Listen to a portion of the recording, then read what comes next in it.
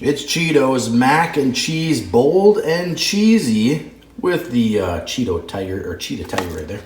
But this is the cheesy, made with authentic cheesiness. Okay, so look how orange that is. Okay, you make macaroni like normal. You boil it with water. You add, so what I did here was add the butter and the milk, and then the packet. There was a spice packet, or a cheese packet inside, and then that is the color that you get. The noodles, and we'll add those in just like that, and this is what you're gonna get. It's like a neon orange. Let me mix this up. It's like a neon orange, but the kids like it.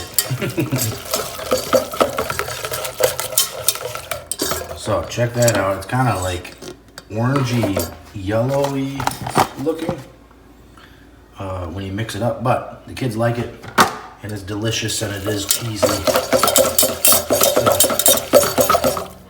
let's take this over here, and let's put this in a bowl so you can actually see it. It's almost a little pink. Let's see, put a little bit in there like that. Okay. Ooh, this was left over from a ramen noodle that I just cooked. Okay, so that's what it's looking like.